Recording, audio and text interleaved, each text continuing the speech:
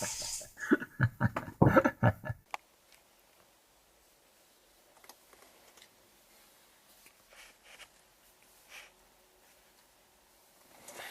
better. Welcome, Strategy Battle Gamers, to another week's edition of SPAC. SPAC. Someone spell it. Speak, friend, and question. SPAC.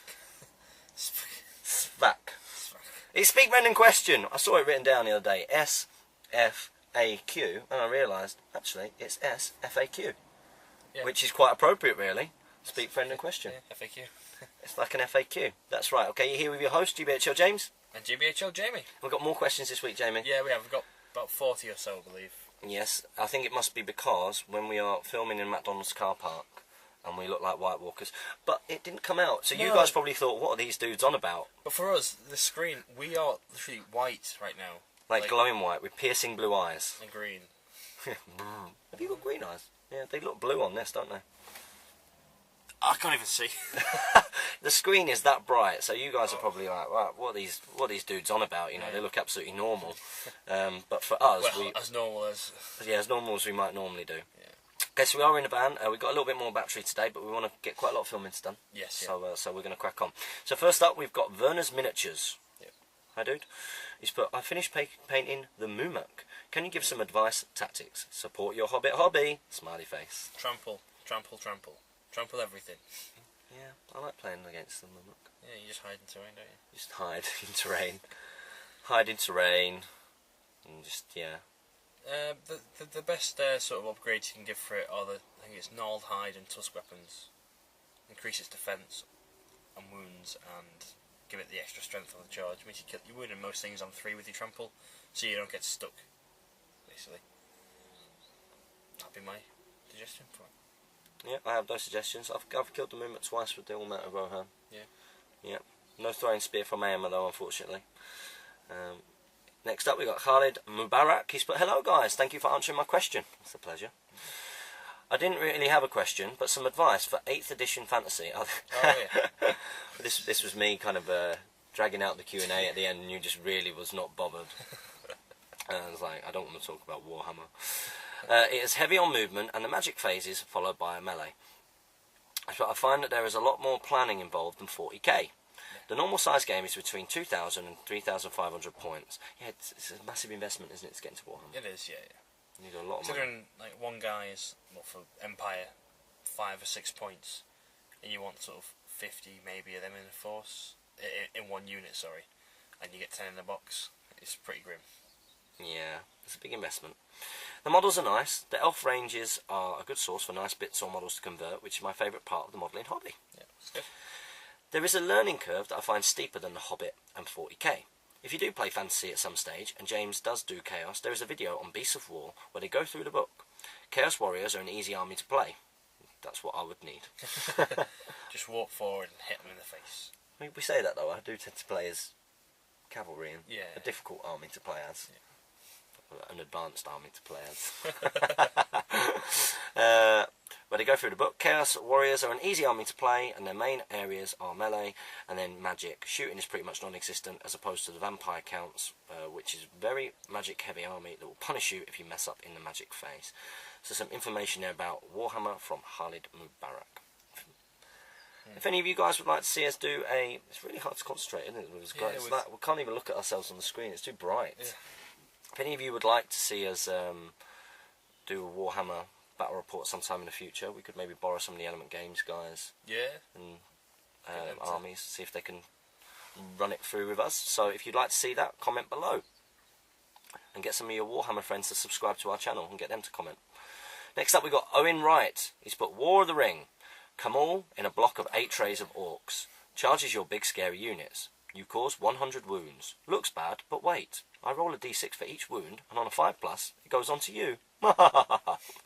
My orcs are dead, but so is your big scary unit. Such a stupid game. Yeah, it really is. My question, if you had SBG any other book or film, what would you pick? I did an SBG 40k game, which was fun, but I often think it would be fun to do the Redwall series. Redwall's the mouse, isn't Brian Jakes. I don't know it, but I just know that I googled it to check, so I could have something to say. It was about awesome. I used to really look forward to like World Book Day, or can you remember in primary school where you used to get you get the van that comes round and the van that comes in with all the books, and they set up in your hall, and you go walk round and you can buy books. Yeah. And I used to always buy the Redwall books. Salamander Strand, The Long Patrol, Mossflower. My first one was Pearls of Lutra. They were really, really good kids' books. Yeah. In fact, after seeing Owen comment on that, I was like, I need to dig mine out. There must be in a chest at my mum's somewhere. They're great books. Yeah. You like them. And yeah, I think Redwall SBG would be quite fun, actually. It would be quite fun. What about yourself? We've talked about Game of Thrones in the past. Glad to see that. Yeah. SBG'd. Trying to think of anything. Game of Thrones might lend itself more to Fantasy. yeah, Fantasy without the magic face. yeah, like a tray-based game. Yeah. I don't really know. Historical war games. Yeah, but then most of them are tray games, like Saga at the moment. Saga is one of them that uses trays. Yeah, if you, but I think like a Viking kind of thing, which is interesting because I'm hopefully tomorrow on Monday going to be a Viking. Fingers crossed. Go for an extras casting call to try and be a Viking in the season in the show called Vikings. Who's seen that show? Because I saw an ad, but you told me that it'd been on the internet. It's been on it was an internet show originally. Just for Netflix or something? Love Film. Which is now Amazon Instant. And now it's been released on TV. On the History Channel, yeah. On the History Channel. Good stuff. And you say it's really, really good. It is amazing. It's just. Oh. You sent me the link straight away. You're like, you've got to watch this. Yeah. Now, because Jamie's going over to Dublin on Monday. This morning, I did say to Jane, "What are we doing on Monday?" Because I noticed that I'm off, and there's a little part of me that's like, Jamie is going to go live my dream and be a Viking. Can't do that without me. And Jane's interviewing, so I'm very, very tempted to just fly to Dublin. To get a flight over to Dublin with you and go and have a day in Dublin and just go and get signed up. You imagine me and Jamie wielding axes as Vikings? Rohan! That's what I'm talking about. Yeah, I might come. So wish us luck. Next up we got Camille Demansky. He's put, "Hi guys, thanks for answering my question last week. This is a funny question. If I visit you at Stockport and I play one of you, which one of you will take care of my daughter, James or Jamie? May the force be with you." I probably would. I probably would. Work at Legoland, so yeah, I'm used to just entertaining kids for a couple of hours. We could take it in turns. You'd probably get a game with both of us in that time. Come, definitely come. I'd be more than happy to look after your daughter, Jamie would. What are the other ones? She could play us with her unicorn figures. Yeah. That'd be cool. The what's it called? Disney figures. The Disney figures. I'll get my Lego figures. Yeah. That'd be cool. Yeah. Filming a kids... Disney v Lego. Yeah, Disney versus Lego bat rap. Kids bat rap. Yeah. Let's get it done. Make it happen, buddy. Next up we got Longy970. He's put, "Cheers for answering last week's question. This week, my question is, how will the results from Throne of Skulls be converted into league points, if at all?" Okay, there's actually an answer from Mr. Ed Ball here. I think this guy asks another question later on because it's already been answered. Ah, brilliant. So, okay. Can you read out Ed Ball's answer for us? So Ed Ball has answered. Thank you very much, Ed. He's put, "I believe last year Mick, the league coordinator, used the margin of victory to rank the places people got, the same as Games Workshop, using sporting votes as tiebreakers where needed, necessary, required. Uniquely, looking to the results of the Facebook group link, faction winners were automatically first to 9 factions. Then everyone else was ranked behind these, 10th to last. This, I've only just looked into this in depth just now, leads to a peculiar situation where high-performing factions lead to small margins of victory, but those faction winners rank above the second-place player of a poor-performing, therefore large margin of victory. For example, he's got an example here, but James Braund, Evil Grand Alliance winner, came 9th with margin of victory +3, whereas 10th place had a margin of victory of +7. Other competitors on a margin of victory of +3, of which there was 5, were all joint 23rd. This being said, I would suggest that this is the correct way to score a factioned margin of victory tournament. I don't rate margin of victory per se, it isn't used on the circuit. And then Longy thanks him and talks about Ed being awesome because Ed answers lots of questions for him and helps him out on Facebook, which is nice. What do you think about Margin of Victory? It's an interesting one because, well, we discussed it in the past. It's like, do you want to be in the really populous faction where there's a greater chance for others to bring the average down, or do you want to be in the really small factions so that if you win all your games and they lose, you've got that sort of immediate boost over them? I think this is an appropriate point to call you out, Jamie Giblin. I heard that you had some games with Steve last week, some practice TOS games, and you brought Rohan on foot. Yeah. What? Yeah. What's this all about? I'm gonna win Kingdoms of Men. No, I'm not. You're just trying to hurt my feelings? Yeah, I had Legolas in there, so it'd be a Grand Alliance. Oh, right, that's alright then. I just want to worry you. Yeah. Only new players are allowed to bring Kingdoms of Men. Lots of new players. Obviously no geniuses in there who might potentially do better than me, but everybody else, no. If you're an experienced player, stay away from that category. Next question. Charles is doing a full Numenor force. Numenor and Arnor. Numenor and Arnor. Yeah. Be right. It's Charles. Maybe this will be the one tournament he wins again. He's a good player. Next up, we've got Sam. He's not having a good season though. No, he's not. He won his first tournament. Now he's just dropping. Brilliant. What's this? That's not goodies. No. Oh, in fact, I've got a coffee here. I'm thirsty. I've got a coffee here as well. Okay. So next, what's this? Oh, it's the saving Diet Coke that darkens the screen for us. Next up, we got Sam Gibbs. He's put, cheers again, guys. My question this week is, what are the scenarios for Throne of Skulls? And could you or someone send me a link, please, to the Games Workshop FAQ? Thanks, as always. Ed Ball has answered again. I think Ed is muscling in on our Q&A. Yeah. To be fair, they're good answers. If he's answering about Throne of Skulls, then it can promote people to buy a ticket sooner. So yes, we'll let it slide. Of course we will. And it sold out again. Sold out again, yeah. And that means that it is the final allocation of tickets. If you have not bought a ticket for Throne of Skulls, do it now, because there are less than 10 remaining. Yep. And then if we do that, we have sold out the hall. Yeah. They cannot fit any more people in the hall. Any more hobbies. And what message does that send to Games Workshop? Especially at their own headquarters. At their own headquarters. What message does that send? A very, very good one. A very good one, guys. Get on it. Ed Balls put, day one is 4 out of the 6 scenarios from the source books picked randomly. Dice roll before the game starts. There will be no possibility of repeat. Yep. Is that dice rolled from the TO so everybody plays the same? Yes, everyone plays the same. It's not like you just do it on the table. Yeah. Day 2 is all 3 DOS scenarios in order, I think. This means you will only play as either attacker or defender in the first 2 DOS scenarios. So there you go. Yeah. That's the answer. In terms of the Games Workshop FAQ, is it the Black Library that you've got to go on now? You need to go on Black Library. And they've got all the FAQs and erratas and things on there. Although apparently the Fallen Realms one's missing, but I'll probably get it up once we alert them to it. Get yourself onto the Facebook group. I'm pretty sure someone will post a link up for you if you don't know where to find the Black Library. Yeah. Something on. So here we go. We got Edward Ball. Woohoo! He's put, so East Grinstead 2. Thoughts, ideas, expectations. So this was an impromptu tournament. Yeah. An unexpected tournament. An unexpected tournament which is going to happen just a couple of weeks after TOS. Yep. Which, you know, through all kinds of moral problems for me. It's more financial for me.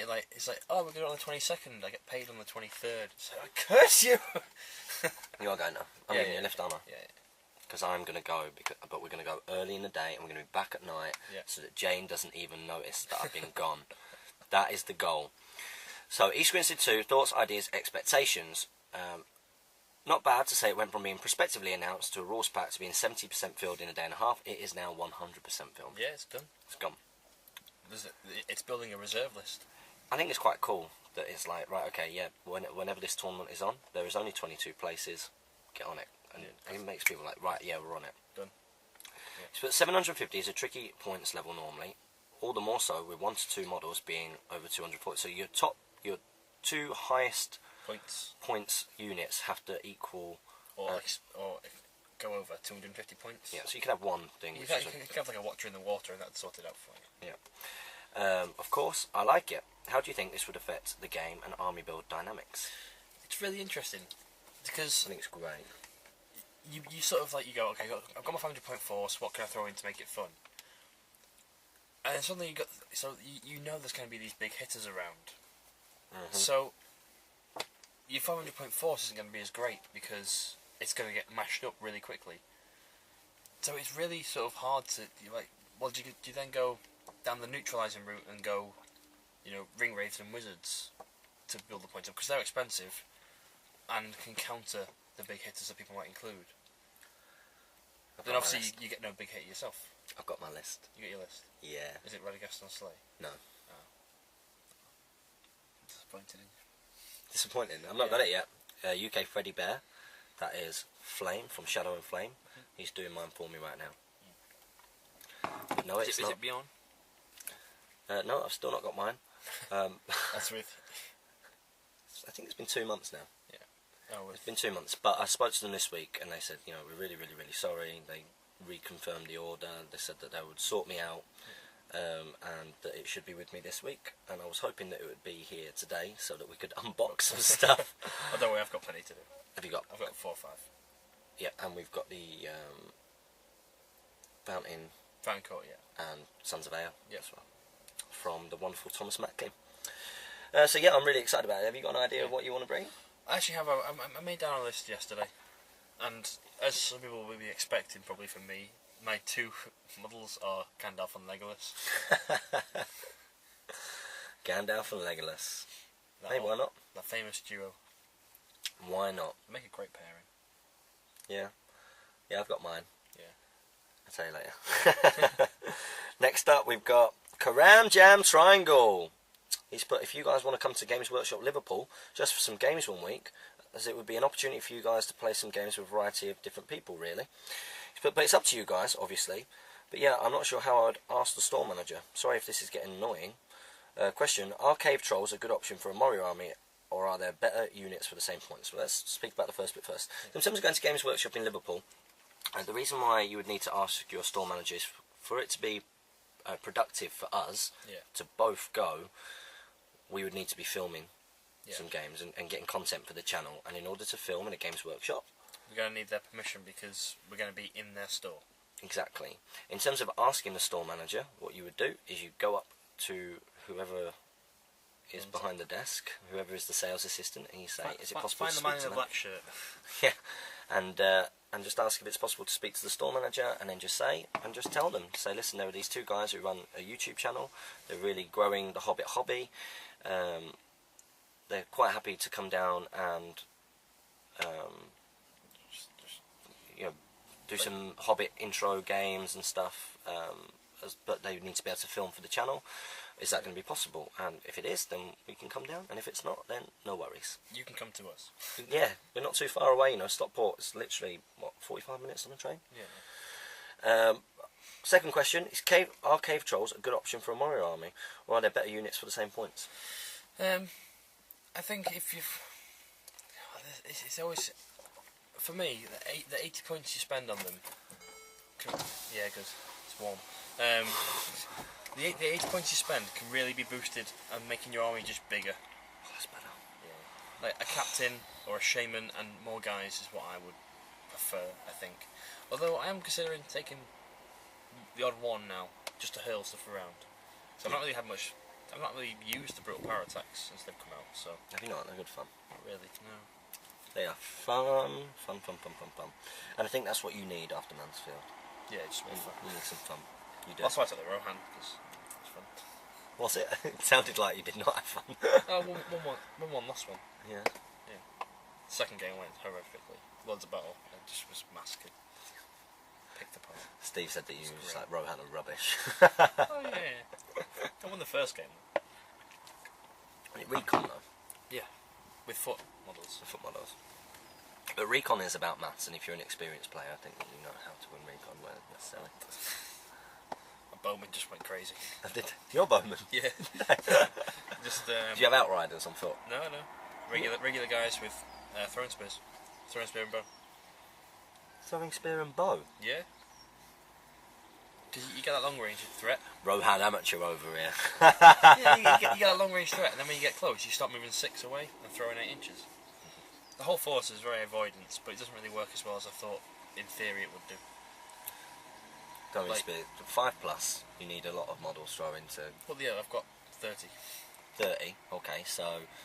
5+ hit, 10 hits, 6 to wound, you get maybe 2 dead a turn, 5+, you get 3 dead a turn. It never works like that, does it, with throwing spears? And you tend to get one game, it was like the Middle-earth's Deadliest Warbands with the whatchamacallit, Iron Guard. Yeah. You get one game where everything hits, and then like nothing for weeks. Yeah. It's cool. So next up we got HD Miniatures. This is Harry. From Australia, isn't he? I think he's from Australia. But hey guys, what are your thoughts on replicas?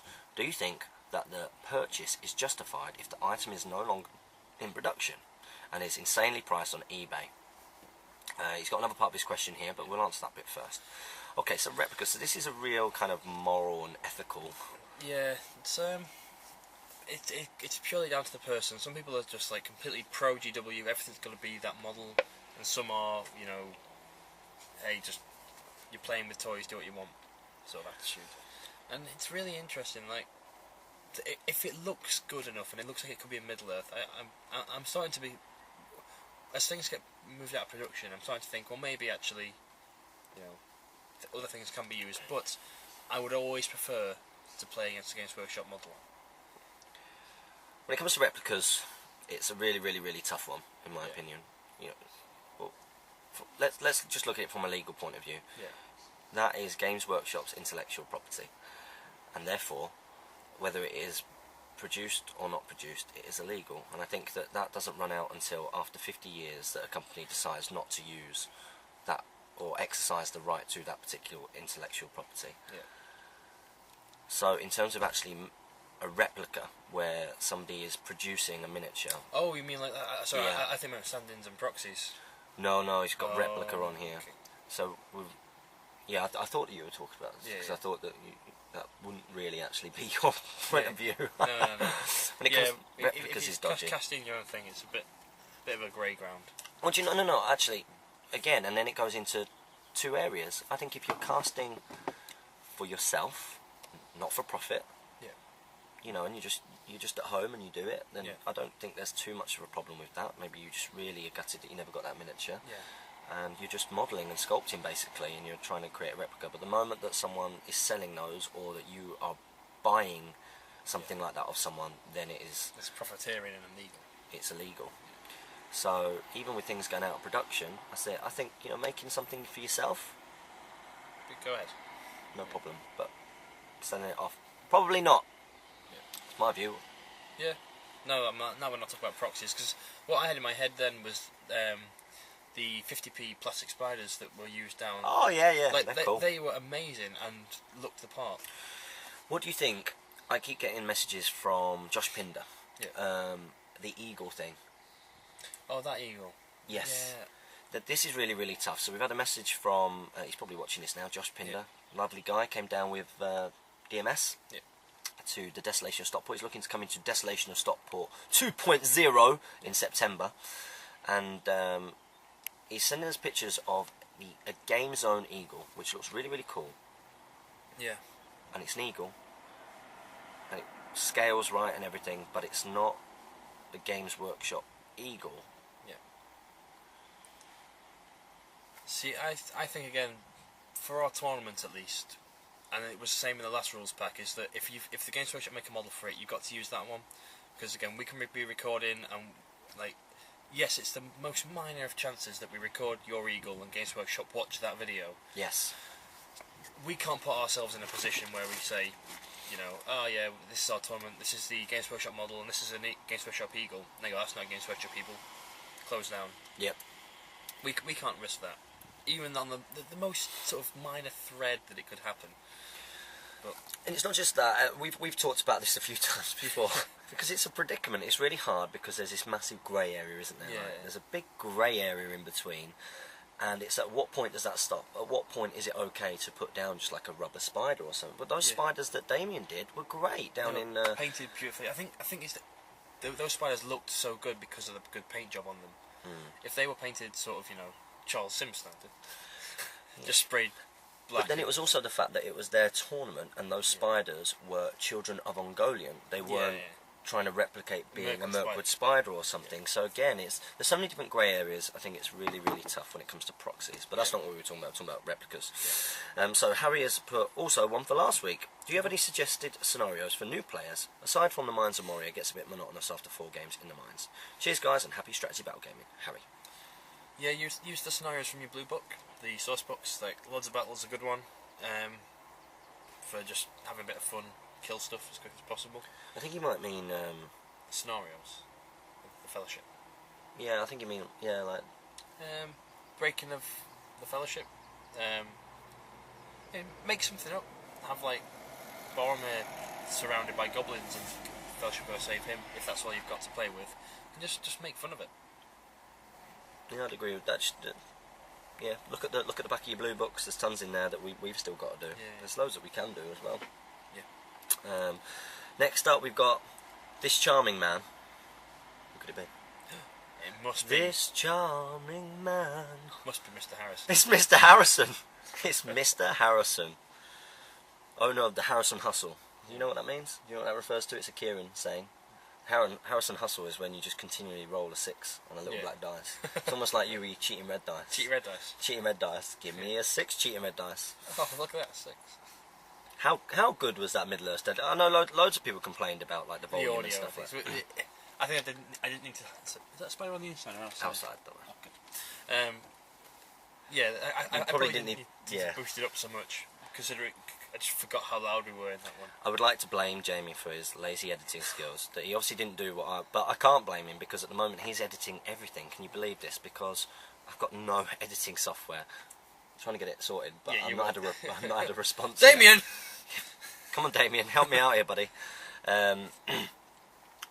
Yeah, I've not got any editing software at the moment, so it means that all the pressure's on Jamie, and when people are under pressure, you know, they don't perform as well sometimes. But I perform well under pressure, but Jamie, you know, gets a bit flimsy.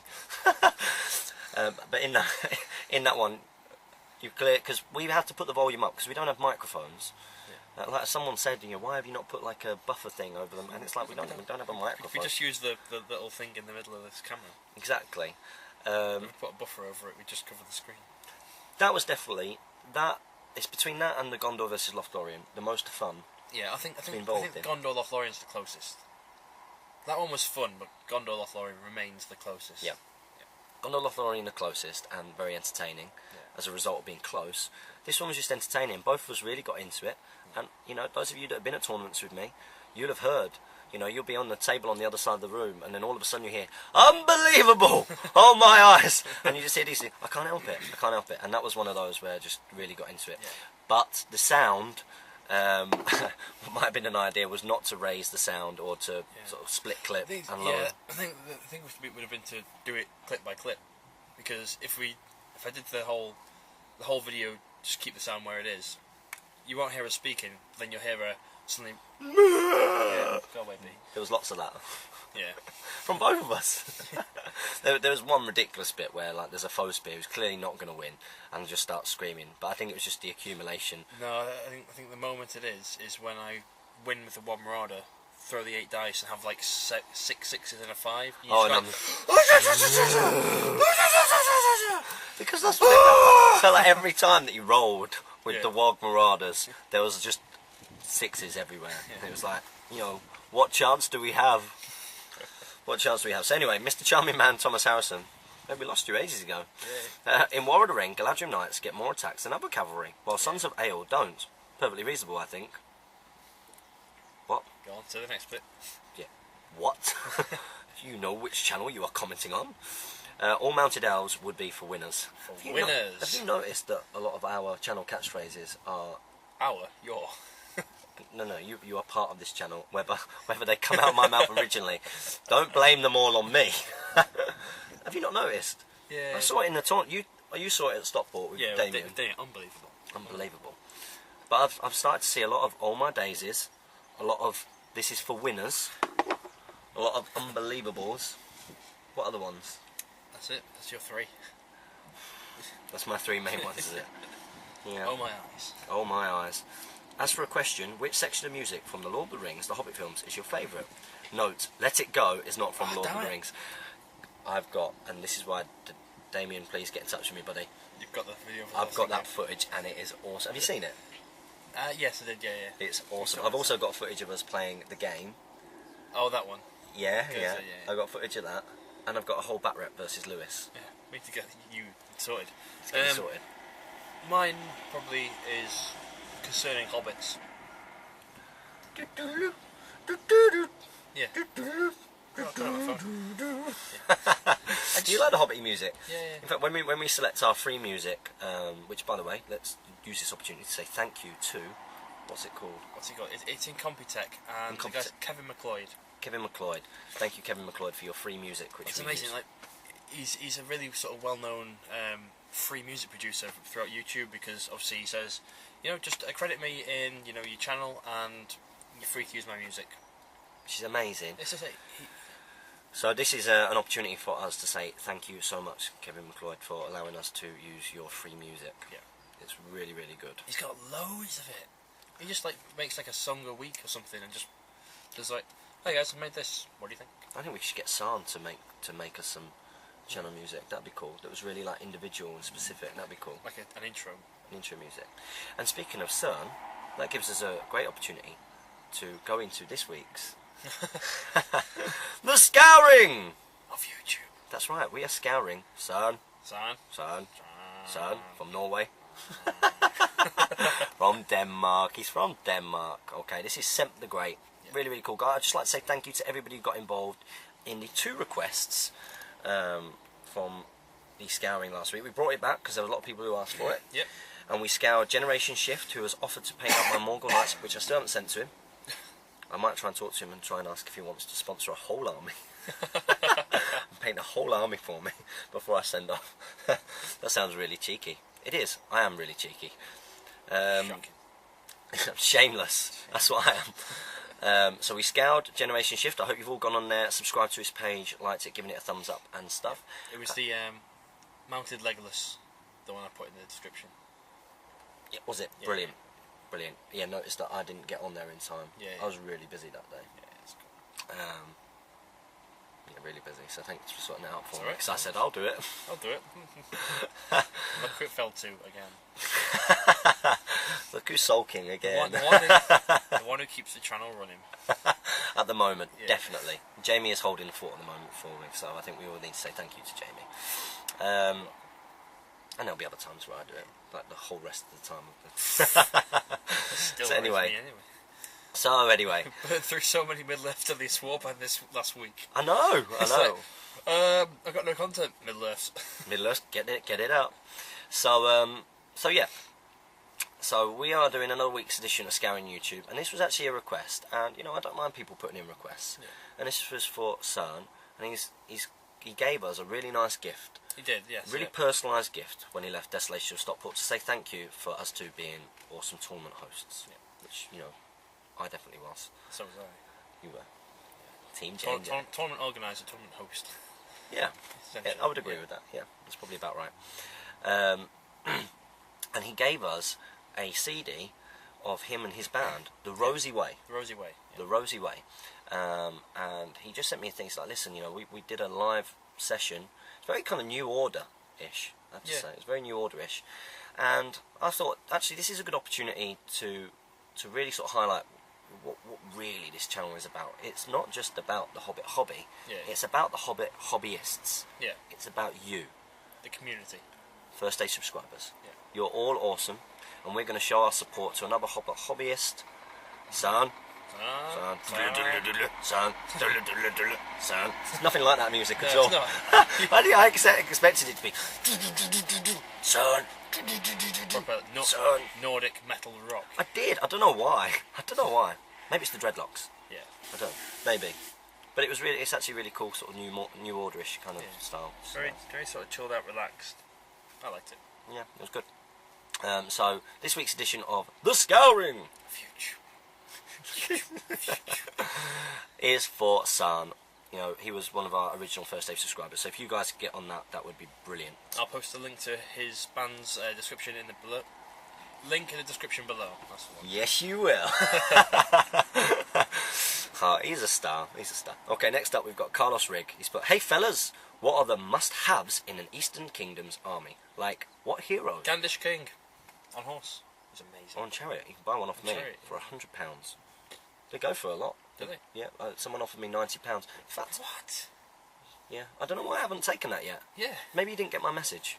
If somebody would like Candice King on chariot... That pays for your trip to Ireland. Yes, it does. This is great. One of the things that Jane said to me is, well, I'm not paying for it. I was like, well, what point would you ever have to pay for me to go anywhere? When has that ever happened? Ever. Like, ever in our time together? Never. I paid for Mexico. I paid for Cyprus. I mean, what's going on, Jane? Sort it out. Have you noticed that the unboxing with Jane in is a really popular video? Yeah. Pervs, the lot of you. It's a girl on YouTube, what do you expect? Leave her alone. She's mine. Okay, so, yeah. Heroes, Candish King, cool. Yeah. Amda, cool. Kamal, cool. I think he said you can't get Amda. You can't. I think he said Except Amda. Except Amda. Alright, yeah. Okay, fair enough. Candish King, just get a Candish horseman and, you know, put him on a fancy base. He can be a king. Yeah, they look the same, don't they, pretty much? Yeah. Troops. Troops. Eastern Kingdoms. The Eastern Kingdom's troops are pretty bland, to be honest. It's just Easterling Black Dragons, obviously your best bet there. And then the Candish horsemen, pretty cool. Yeah, they look cool as well. Yeah. Got that kind of... Mongoli.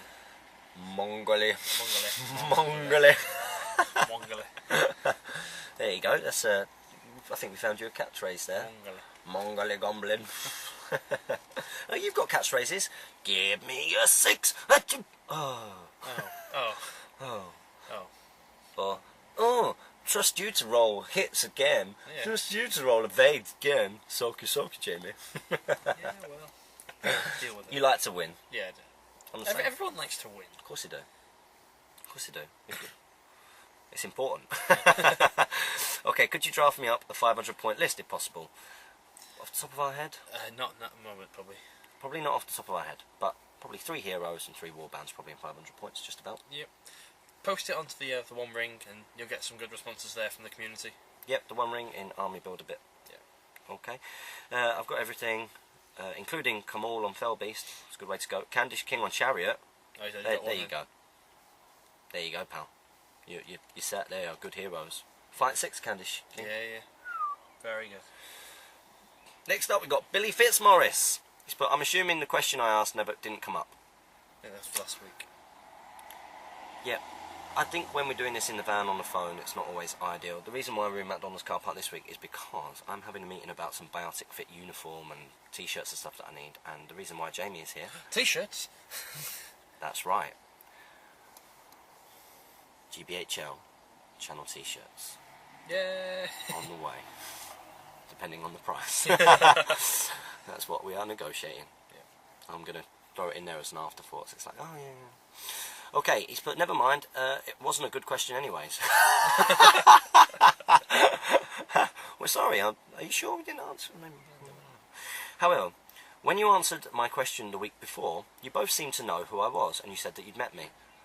Yeah, because I thought this was a bit weird. Sorry, but I think you have the wrong guy, as I've never met either of you. We were thinking of Billy from Ireland. I don't think this is him. No, I wasn't thinking of Billy from Ireland. I was thinking of Billy... So Barry, maybe. Was it Barry? That's Barry, yeah. Yeah. I was thinking of Billy, Billy who was at Mansfield 1, and Billy, he was at Huddersfield, and he was at the opening, Billy. Maybe that's the wrong Billy. Yeah. Would the real Billy please stand up? Please stand up. Please stand up. Would the real Billy please stand up? I think we'll have a problem here. Yeah. I'm lost what you... I'm not going to break into Eminem rap. Yeah, please don't. Okay. Well, but we burst into plenty of other things on this channel. Let it go. I'm happy with Let It Go. But I do hope I get the chance to meet you two at Throne of Skulls. Me too. If you are a good player, don't bring Kingdoms of Men. If you are not a good player, bring Kingdoms of Men. That's the rule of Throne of Skulls. It's there in the rules pack. Nick Baton has said this. You see the certificate there? Yeah. That was cool. Clark, they're in them. That was cool. He's put, my question this week is the Goblin Scribe really worth taking? Yes, he can give you D3 goblins each turn, but he has to pass a courage test, and with him only being courage 3 and for 50 points, I'm not sure whether he's worth it, as you could get 12 goblins for that points cost. Also, sorry for the long post, but what are the chances of us getting a battle report with one of you guys using the goblins from The Hobbit? Would be great to see how they do and just how effective the Goblin King can be. I don't own any of those goblins. I convinced a client and friend of mine to buy Oh, starter set. the starter set a while ago, so that I could buy off of him. Goblins. No, so that I could buy off him Dorian's company for really cheap. I know he doesn't watch this channel, so I'm safe. So I could buy it off him for really cheap, and Goblin Town scenery for really, really cheap, and most importantly, the rule book for really, really cheap, which has left him with the goblins, which he hasn't painted up, and he hasn't used. So at some point I might be able to borrow that off him, and I also got hold of him a couple of boxes of goblins, so we might be able to do that at some point. Okay. As for the goblin square, I think he's well worth it. I mean, it's not just D3 goblins. I mean, if you, let's say you pass the courage test on, you know, on a 12, his total courage is 15, so we get D3 plus 5. Like, whatever he exceeds, I believe this is right, off the top of my head. If he exceeds, like, 10, 11, 12, he gets that plus to his courage, to the dice roll as well. That's cool. So he brings on, if let's say you roll a 7 on the dice, he'll bring on D3 goblins. If you rolled an 8, he'll bring on D3 plus 1, 9, D3 plus 2. That's cool. I think, anyway. I'm pretty sure. Someone will probably correct me if I'm wrong. Owen, get on it, pal. Yes, say. Owen is the goblin man. He is. Well, Murtau's got some gorgeous goblins. Yes, he has, yeah. I like Murtau. I had a fantastic game with him at Mansfield. We need to do a tournament review, don't we? Okay. Next up, we've got Saragon. He's put, hi guys, sorry for not asking a question for a while. Where you been? We've missed you. I've been busy practicing playing against my 6-year-old daughter, who is rubbish. I beat her every time.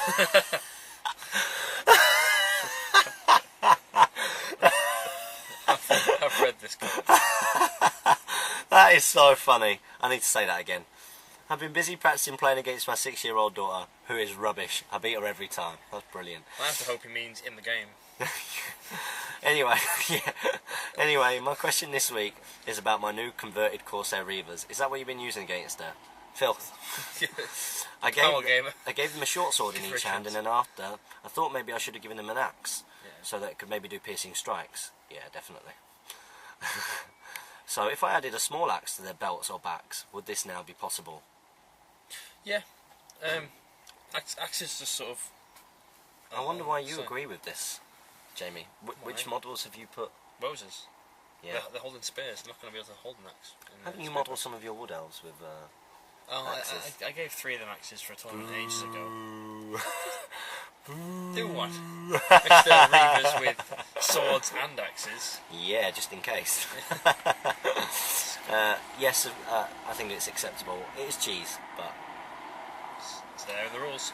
It's there, and all of these people who... What I'm learning is the people who will rib you about cheese on the tournament circuit, those experienced players who will try and convince you to take fluffy lists, are the worst people.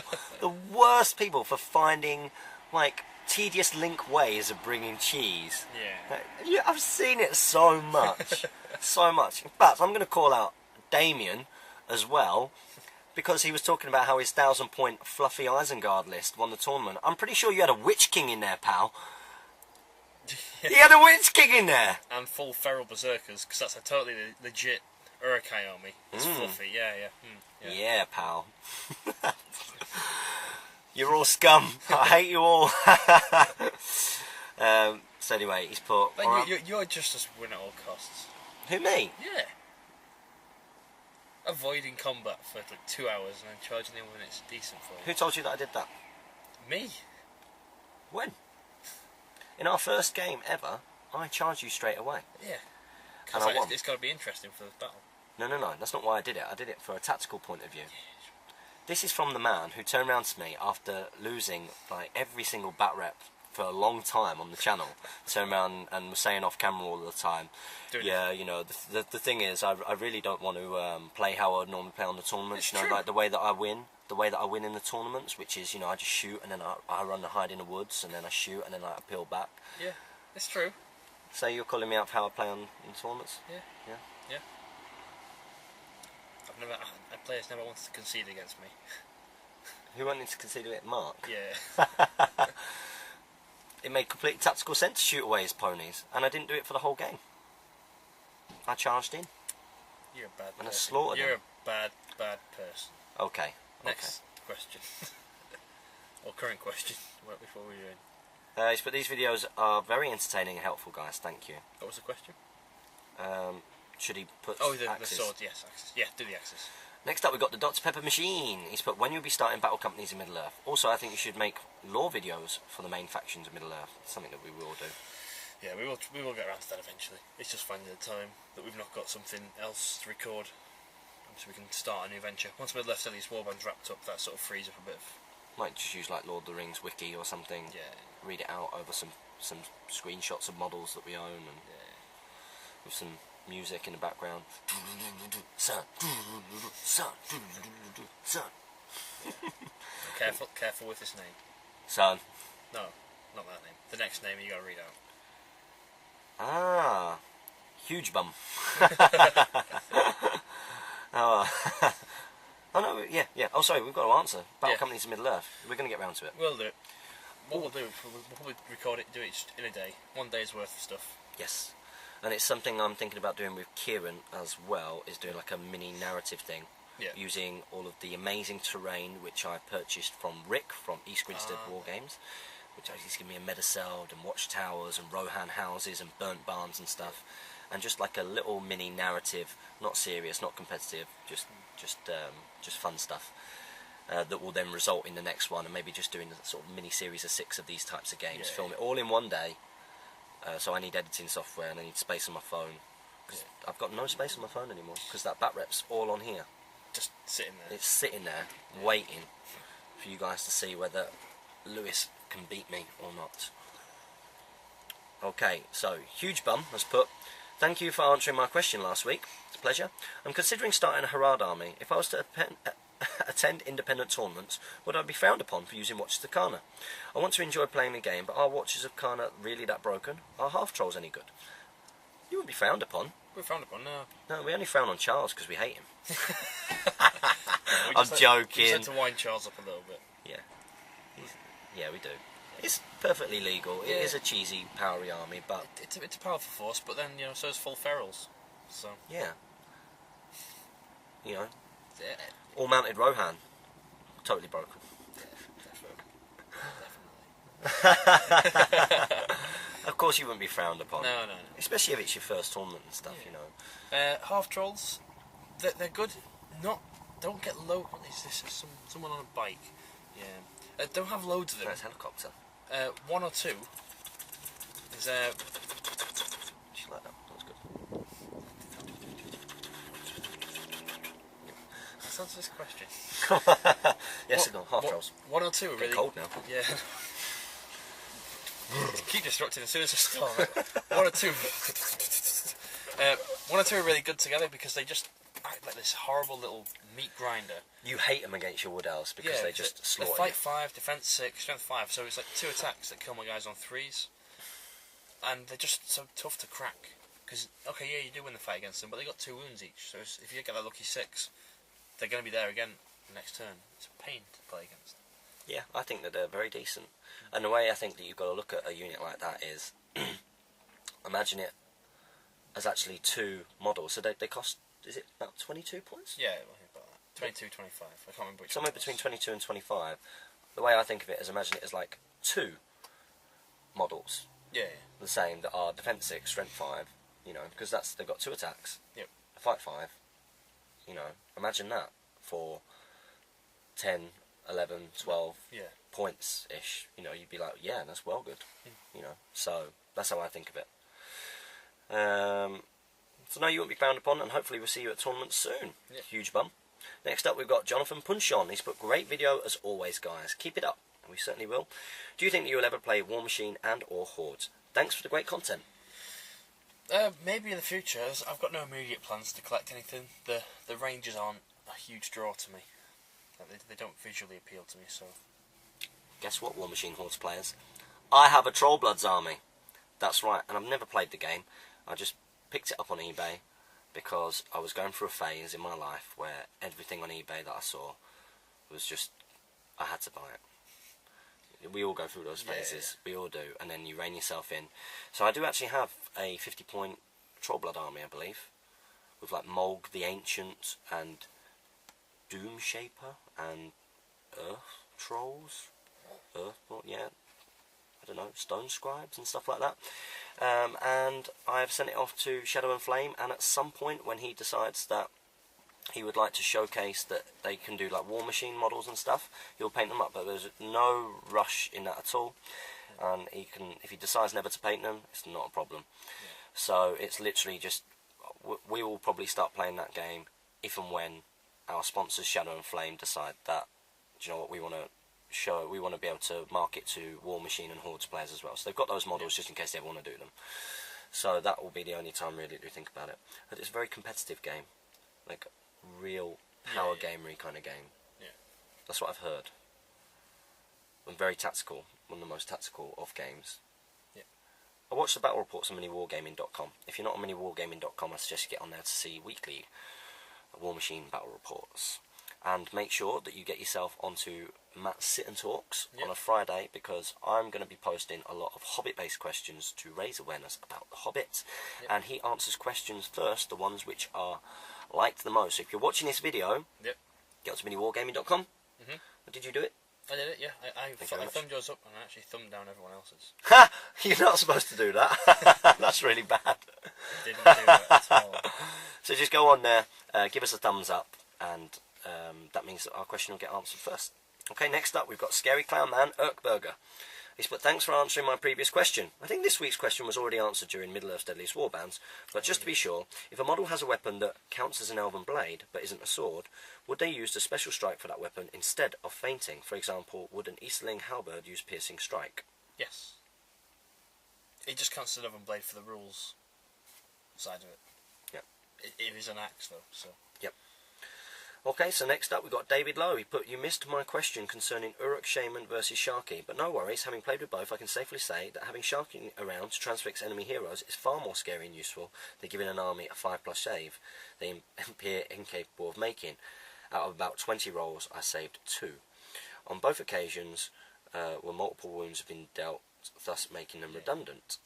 Anyway, I will move on to this week's question. I would like to build a fluffy army around Bayorn. Let's say 500 points for starters. I'm sure at 200 points this isn't exactly practical, but the model is too cool to be sitting on the shelf, I agree. So how could I make this work? Thanks. Should we start with Shaman versus Sharky? I actually think the Shaman will do more for your army in total. I mean, like, when you break, the Shaman's going to keep everything there. And it just sounds like you've had some bad luck, to be honest. I mean, with 20 rolls-ish, with a 5+ save, you should save about 6 or so. Yeah. So you've had the negative side of it. But next game you might save 10 of them. Yeah, 6 or 7 you should save, yeah. So you've just been unlucky. You've been unlucky there. I think the Shaman overall will do better. You get no more might from Sharky, and he's only got, I think, 4, maybe 6 will. Yeah. So he's not going to be doing it the entire game, whereas Fury is until that Shaman dies. Yeah, from experience, I'd definitely recommend Fury. Yeah. The Shaman in there. As for this week's question, what was this week's question? This week's question was about how to get Bayorn in a fluffy 500-point list. I think he's got to work well as part of an all-hero list, or what we saw him in is like Lake Town. Yeah, you got to go one way or the other, I think. Yeah, you either go in with the Horde Force, and he's your big hitter, or you go pure hero and make him the big hitter of the... Dave McShearer, who I played when he came to the second air tournament, he's a lovely guy, by the way. I hope that we see him again, Dave Shearer. He brought Bayorn. This was 500 points, Desolation of Stockport 1.0. He brought Bayorn, Radagast on horse, so that he could be immobilising and renewing, giving wounds back, and Guahir. And together that came to 500 points. Yeah. Yep. Less than. Oh no, yeah, he's 5 points off. Oh, he must have given Sebastian to... Yeah. Okay, so that came to 500 points. So you could go that kind of way. Yeah. Or you could do what like Jay Clare was doing at sort of bigger points costs. It's tough at 500 to do that, but still. Well, I still think Lake Town have got 300 points at Lake Town. A warband is, say, 6 points each, 72 points, and their heroes are cheap enough. Yeah, yeah, I guess you could do it. You can get sort of 3 warbands in. I'd be tempted to all hero it up and have some fun. Yeah. That'd be cool. Next question. Yeah, good luck with that. Let us know how you get on, and you should see some Bayon in some bat reps soon, because I should have mine. We'll unbox it. I'm going to send it to Kev, and it will take Kev 2 seconds to do it. 2 days. 2 days to, yeah, oh, just crazy. Oh, he's amazing. Okay, next up we've got Kurt Leach. Thanks for bringing back the scouring. It's a pleasure, and remember that is for San of the Rosy Way. Thanks for bringing back the scouring. I can't decide whether to get a 1,000-point Empire army of just handgunners and cannons or a 1,000-point Mirkwood Ranger army. What do you think about the Mirkwood Rangers only having defense 3? Lets them down in my opinion. Kurt Leach. We'll definitely go for the 1,000-point Mirkwood Rangers. Yeah, as opposed stick to the Hobbit. Support your Hobbit hobby. Happy strategy battle gaming. Come on. Defense 3 isn't such a negative. If you're doing 1,000 points to them, they're going to get sort of 50 shots or so a turn, which is pretty grim to go up against. Yep, 50 shots, get them in cover somehow, and use your Avon cloaks. The problem is, obviously, not having spears, is that you're most likely going to have your 1 dice versus their 1 dice. And something I've learnt over the years of playing Wood Elves is when you start going one-on-one against things, fight value becomes pretty much irrelevant. Well, yeah. Your odds of winning are like 57%, and that's not good enough when you're that low defence. There's so many times I've been happy to throw my sort of Goblin Archers one-on-one against Wood Elves because... This is where banners might be. Yeah. Very, very useful for an army like that. At 1,000 points especially. Yeah, you use your Palace Guard banner. Palace Guard banner for the higher defence. Yeah. And just for the reroll. But, yeah, go for that one. Defence 3 is not that bad. I mean, you should have whittled them down so much you want to be ganging up sort of 2-on-1. Yes, that's what you need to do. And make use of your Knife Fighter rule. Next up we've got Kevin Demansky. He's put, hi guys, first off, sorry for the 3 weeks off.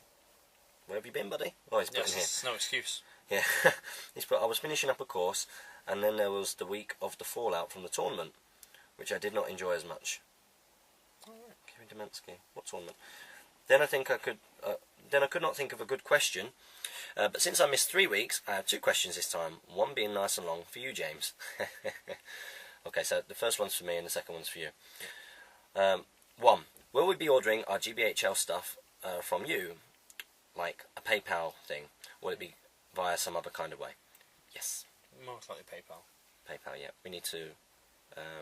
sort out the account and get that. Because we set up a PayPal for us because we want to start doing, Kickstarters and things along those lines, but it wouldn't necessarily accept the account we used. used. A savings account, didn't you? Yeah, we used a savings account and it wouldn't accept that.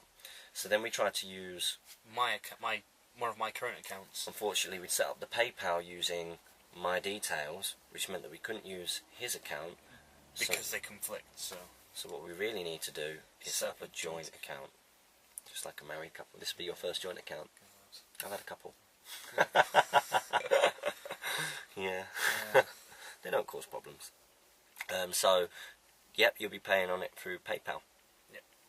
PayPal. Next up is for you, Jamie. It's for me. He's put, James, please jump in here as well. You mentioned that Haradrim are kind of unfair.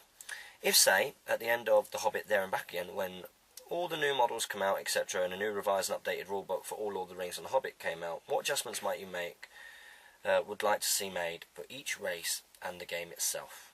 I've been liking all the videos and watching every day. Thank you very much. That helps us. Yeah. Keep it up, guys. P.S.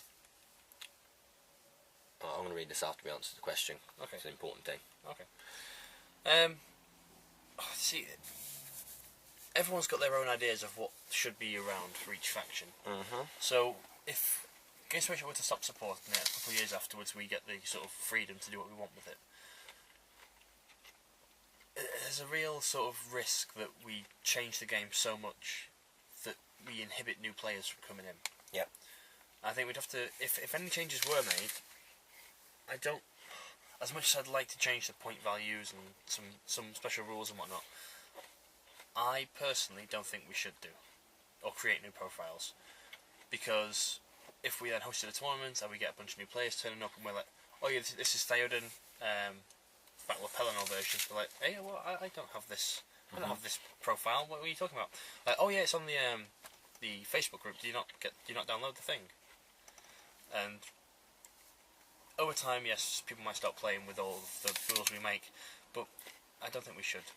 If it came to that, we can make community FAQs and errata a few bits and bobs in the rules that like need changing, like the breaking thing. But that can be included in a tournament pack and is accessible to everyone. If we start changing points values and started playing it, it's just like sort of like a house rules for the majority of players, and I don't think that would work out as well. No, it's a tough one, but I kind of agree. Although there is part of you that wants to sort of rebalance things, like make AMA fight 6, but yes, don't tempt me, Frodo. Yeah. But then it's that sort of, you become sort of like your little elite group who play in your own rules. Yeah, it's not the game that has been sold and marketed to everybody. Yeah. Yeah, I kind of agree with that. And he's put his PS here. He's put, please make Damien an official GBHL member, as his roving reporter segments were top-notch and extremely well done. I think he deserves it. I think Damien's paid him to ask this question. Definitely. I think, in fact, what's his name? Is Kevin Demansky an anagram for Damien O'Byrne? Could be something like that. You will see more player interviews from Damien O'Byrne, and you'll certainly see more videos with him in, because we love him to bits, and we are going to be staying in his house every single time that we go to London. He's moving house at the moment, isn't he? He is, yeah. Good luck, Damien. Good luck. He did great work, and it helped us out massively, and he has changed a lot from the person who was pretty much refusing. Spell my name wrong. Yeah, spell my name wrong in the YouTube description, because I don't want my friends to find it. Sort of, I think it wasn't. I think it was last week. I think it was the week before, when we were calling him out, being like, he's Mr. Vague Book. But he actually went at full Hulk and was like, had a great weekend playing Lord of the Rings strategy battle game with toy soldiers at Mansfield. Thanks guys for coming along. Is that good enough for you, Jamie? It's like, yeah. He's really, really changed.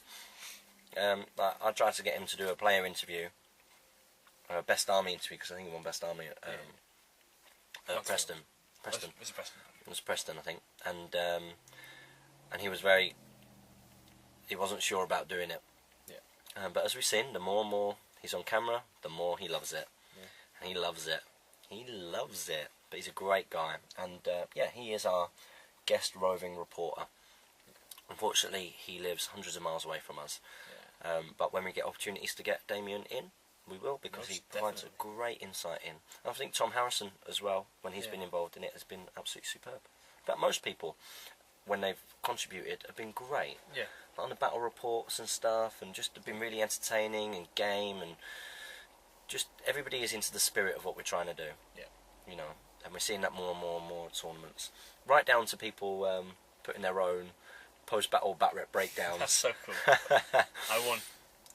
I lost. It's dead funny. People ripping us off. It's cool. So yeah, we love you, Damien, basically. Yeah. Okay, next up we've got Barry O'Neill. Well, hey, he's put, sorry for the lack of questioning last week, guys. I've been busy saving for DOS 2.0, Desolation of Stockport, that's right.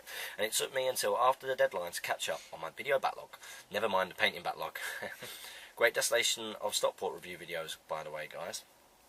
Anyway, my question this week is to do with something Jamie said in the Q&A 2 weeks ago. Oh no. What did I say?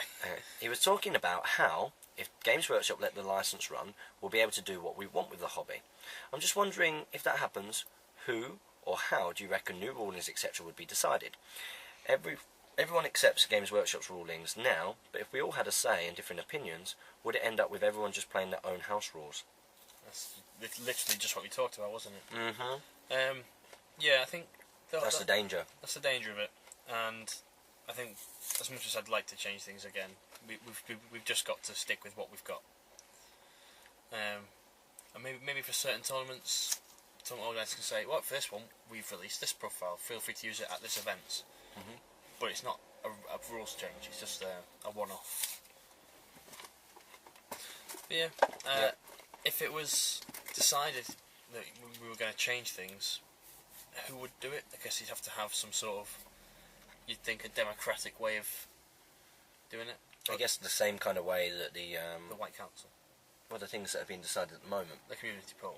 Like someone puts forward all the changes, someone can then challenge it, and then there's a discussion and the vote. And discussions on the whole have been really, really good, and for the most part have been very positive and non-argumentative, which I think is important that everybody, is just getting across their opinions of why, and not taking it personally when. Yeah, it's not like, well, you're wrong and I'm right. It's just, this is my opinion and this is why, and that's because it says it like this, and stuff like that. Just pointing out your viewpoint and why you think it's that way. Yeah. So yeah, that's what we think about that. Next up, we got Reven 1532. He's put quality video again, fellas. Thank you. Thank you. Of course it is. He's editing. What aspects of The Lord of the Rings and The Hobbit appealed to you the most as a series? Sean Astin remarked that he adored the maps, which I make in my free time. That's cool to know. Because they give such authenticity to the films and books and give such an air of realism. I agree with him wholeheartedly, but what are your guys' favourite aspects? Do ramble to make up for last week's short Q&A. We're already over an hour. Yeah, we don't think about the time in this one. For me, I think, I'll be honest, I've not read all the books. Yeah, I know. I've only seen the films. Stop! Pause! Pause. That's a pause sign on the thing. No, that's not going on. It's just, this is going to play out. No, it's going to play out. Yeah. I'm pausing the moment. Okay. Rewind. You've not read all the books. Nope. Yeah. Yeah. So for me, what my favourite thing was watching the films and seeing this sort of fantasy world. That's what got me into it.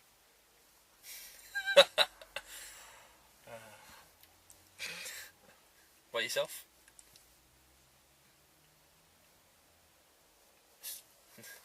It's very rare that I've got nothing to say. Yeah. Have you even listened to the audiobooks or anything? No. Right, Jamie, that is your homework. That is your homework. Go and read The Lord of the Rings. Man, it's awesome. Get past the first 5 chapters. The first 5 chapters are slow. It's when they get to Bree, the book speeds up.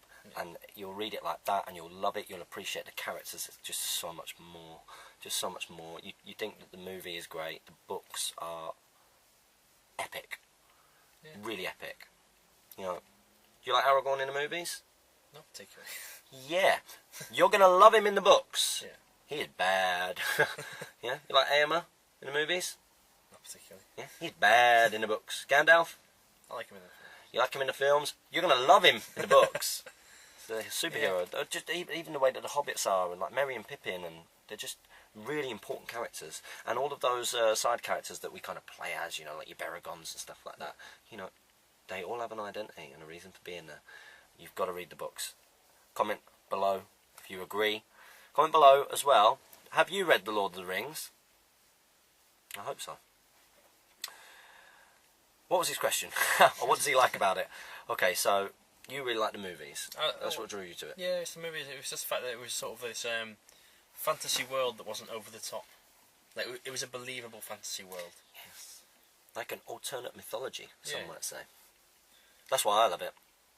Because you read it and you identify with what is being created. It feels like it could have happened.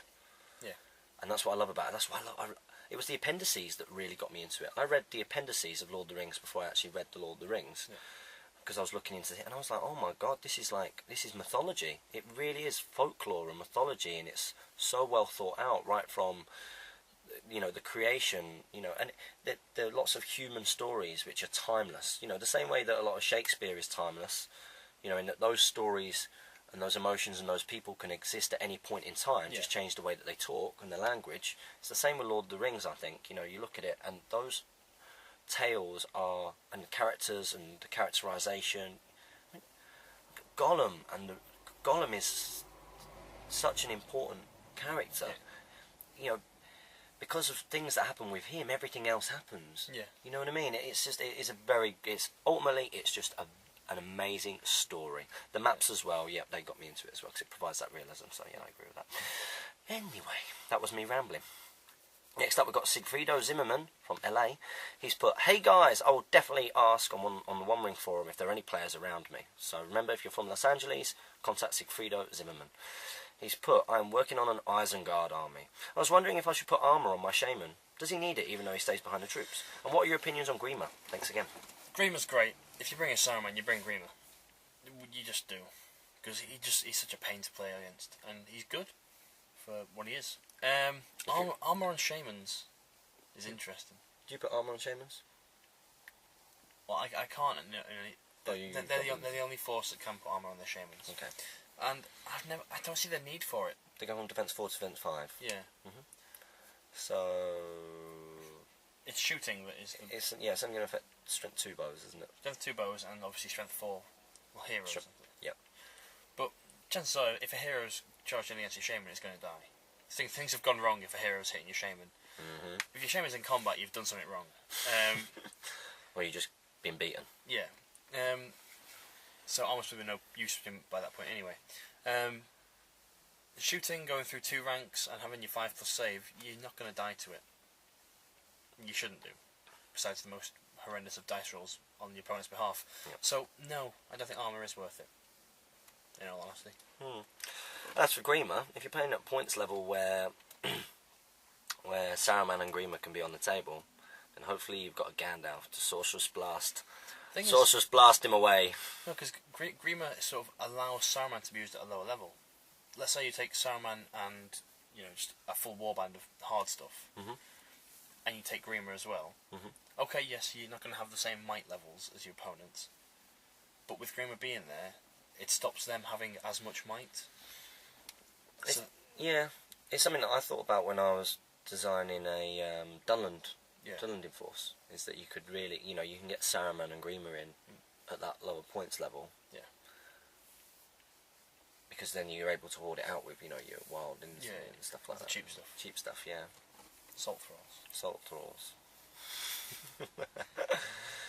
But yeah, no, he seems good. I've only ever come up against Grima once, and that was against Murtal, James Baldwin. You just sort of blasted him, get him on there. Yeah, the moment that Gandalf the White came onto the board, he moved up, Sorcerous Blast, and killed him. Yeah. That's the way to do it. Magic can take down Grima, so that's his hard counter. Next up, we have the one and only. It must be Chocho. It is Chocho Master! Chocho! It's Chocho Master, and he's actually given us a little bit of autobiography here. He's put, "Hello guys, I think it's time to share with you and our community a little bit more about myself as a hobbyist." He's put, "So, I'm more like a painter, collector than a competitive player, but I very much like the playing aspect of this hobby. But unfortunately in my city there aren't many gamers, and I'm also finishing studying in another city. With the years passing by, it gets harder to find the time to play. Yeah. But I'm also a Warhammer 40k collector and player, so I am a Games Workshop fan, and I love their miniatures. Yeah, they do make good miniatures. My love for the Lord of the Rings began when Games Workshop released this system with the Agostini. What's that? D'Agostini? Yeah. I think it's a magazine. The magazine. Essentially the Battle Games in Middle-earth. Battle Games in Middle-earth, but for Europe or Poland. Brand journal which was published monthly with miniatures, rules and scenarios, ideas. Don't know if it was published in England. Yes, Battle Games in Middle-earth. Yep. DGIME. That made it affordable, but with time it looks like the system would die a slow and painful death. And here is where I find your channel. When I was searching for some 40k battle report, I accidentally... That's good. That is really good from a search point of view. When I was searching some 40k battle reports, I accidentally found your channel, and it was awesome for me. For first impression, you guys really are the ones that can reincarnate this system. Chocho Master, you are a legend, and that's why we Chocho Master you every time. Chocho Master! Every time. Thank you very much. Always good to hear about our subscribers, how you got into it. That's really good that we came up with 40k battle report. 40k battle report. Maybe we should just start putting it in the tags. 40k. No, because that's wrong. Next up, we've got Stuart Smith. "Hi guys. For some reason I thought I asked a question last week, but when I checked, there was no question, so I must have imagined it. Easily done." Maybe commented on the wrong video. That is possible. We get quite a lot of questions on other videos, and I feel kind of bad answering them because they should be asking it on here. My question this week is for the Desolation of Stockport 2.0 in September. What is it that you're thinking of doing? What points cost? And do you think yous will make it? Of course I'll make it. Thinking of doing scenarios with a couple of modified things. The rules pack is written. I don't remember it off the top of my head though. And points cost, we've not really decided yet, have we? No, we're both at differing opinions. Yeah. You want it low points. I want it lower. And I want it sort of mid-range. And you want it mid to higher. Yeah. And the reason why I think lower is because as the year goes on, there are more and more higher points tournaments. Yeah. But I really like this idea that the 750 with 250 spent on big troops. Yeah. That's quite a good idea. It is. But I like the idea that we are very much sort of, because we're naturally going to be getting a lot of new players because of the channel and what the channel does, and I think it's good if we can make our tournaments as accessible as possible. So maybe a 600 and a 400 each year. Yeah, 600 would be alright. Yeah, a 600, because especially with Throwing Skulls being 600. Yeah. There's quite a few 500 point tournaments, so maybe next year our first one is 6, or our first one is 4, and the second one is 600, or whatever it might be. I think next year our second tournament should be Good and Evil. Ooh, interesting. Too controversial. Next up we got Turin, TLA. He's put, hello guys, thanks for answering both my questions. It's a pleasure. Last week I reviewed the Speak Friend and Question, and that's when I saw it, when it was SFAQ, SFAQ, before the deadline, and I couldn't see my comment, so I had to post another one. I'm sure we were reading them all. Maybe there's a thing on the mobile version. Maybe. Question, does this mean that I have to ask 2 questions this week, as per the rule? Second question, do you see what I did here? You clever boy. He's put, I'll work on a question next week. I can't believe you are on Speak Friend and Question 21. It's an amazing achievement. Thanks guys for all the work you are doing. It is much appreciated. Kind regards from Ireland. It's at least 21 weeks then what we've been doing this now. Are you around tomorrow? Tomorrow? Oh yeah, Sunday when this goes out. Confused me then. Are you around in Dublin? We can come over and have a game. We can film. The earlier Maybe the better. get one game. Yeah, that would be cool. No, thank you very much. We wouldn't be able to do this without all of your support. Make sure you just keep on comment, liking, sharing, subscribing. If you're not already. Supporting your hobby. Next up we got Tetchy Fiend. He's put, hey guys, thanks for answering my question. So firstly, do the questions on these Q&As have to relate to SBG? Nope. Don't have to. It just makes sense if they are. Yeah, but we've had loads of people ask us about our lives and all kinds of stuff, so... and secondly, if I was using Goblin Town Goblins in combat and lost, could my opponent hit a Goblin who was backing up my original Goblin? No. Nope. Only the ones from base to base. Yeah, same with spear support and stuff. Next up we got Max Robinson. Hi guys, great video as always. Thank you. I'm asking my first question here on the channel. Really? Hey. I'm sure we've read your stuff out before, Max Robinson. You guys helped me get back into the hobby after a few years out, and I was wondering what rule books I need in order to learn the new rules. Little Hobbit rule book. Or big rule book. Big rule book. I've already bought a source book for my army. That's a good start. Yep. And there also seems to be 2 other rule books which I may have to get. Do I need them both? I don't fancy spending loads of money. I think you might be relating to the Desolation of Schmaug source book. Oh yeah. You don't need that for rules. No. Honestly though, if you can buy the source books, I'd buy them now because we don't know if they're going to come back in print or not. It's a pretty scary prospect, to be honest. Yeah, and we'll pick up your little Hobbit rule books. They're good, and the source books are great. Longy970, as Ed Bullkit very kindly answered my earlier question, here is another. If a hero has been transfixed, immobilized, can they heroic strike? Yes. And then it's the total, which is half. Yeah, you do all the positives and then the negative effects. Which is what I tried to do with the Dwarf King when the Bat Swarm and the Wild Marauder charged him. But unfortunately, I then rolled a 3 highest. No, I'm pretty sure you went to... I watched that this morning. You went up to fight 10, dropped down to fight 5, but then I rolled rolled and then fluffed your dice. You rolled a 3 highest. That's right. Yeah.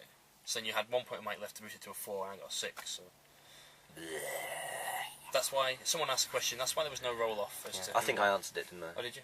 Yeah, I think I answered it. That's why there was no roll off, because you beat me in combat. David Lowe, no scouring link. Jamie fixed that straight away. Yeah. Solar Chipmunk. He's put, so we are planning on doing a massive Battle of the Last Alliance game. Sounds cool. On the slopes of Mount Doom to start our campaign through the journey books. Do you agree with the named heroes I've chosen to lead them? Elendil and Isildur leading Numenor. Yep. Gilgalad, Elrond, Eristor, Círdan, Glorfindel and Gildor leading High Elves. I guess Gilgalad was there. Aristor? Elrond would have been there. Eristor could have been there quite easily. Círdan, I'm not sure if Círdan was there. Or Círdan was probably there. Gildor, I'm not sure Gildor would have been there. Glorfindel probably would have been there.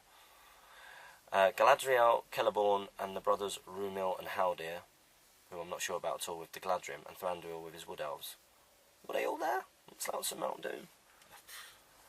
I'll have to check that out. I'll have to check that out.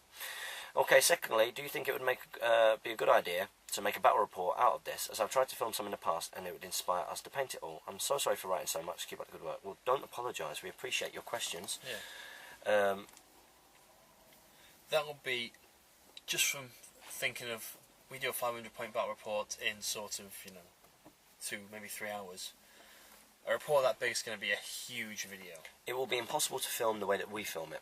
Yeah. The way that you could film it, and something that we've discussed before, it doesn't really work for our bat reps. No. But play your turn, and then write down during the turn what's happening, and then film what's going on, like what's happened, and do a turn review almost. Yeah. And make sure you limit your turn review to so long. Yeah. And that would probably be the best way. A little bit like how Lord of the Rings Strategy Battle Gaming channel does, Rob, from America. From America. We've nearly got the same number of subscribers. Yeah. At the time of recording, 1219. Unbelievable. Yeah. Unbelievable. A jump of 10 overnight. Next up, we've got Semp the Great. Son. Rosie Way Son. That's right. Hey guys, and this is the guy who's been scoured. He's been doing some thinking after deciding to go for Harad, and thought I might go for a good force before Harad, since I already own a Mordor army. Fair enough. What do you think about the Lake Town and the Men of Dale? Now, I know the cheesiness of Alfred, but I don't think I'd use him since I didn't enjoy the character in the movie. Well, it's not cheesy if you take him as part of the Lake Town force. Yeah, it makes sense to be there. If you just drop him in with a random force, like Legolas, like most of us did. Well, Shadow and Sorcery. Shadow and Six of Sorcery. us did. Yeah, 6. I think it was a bee or something. Flew into your window. But don't think I didn't enjoy his character in the movie. Well, if you didn't enjoy, you don't have to take him. But not a bad idea with. Not with the Master, right? So, but what about the Master of Lake Town Bard and Girion?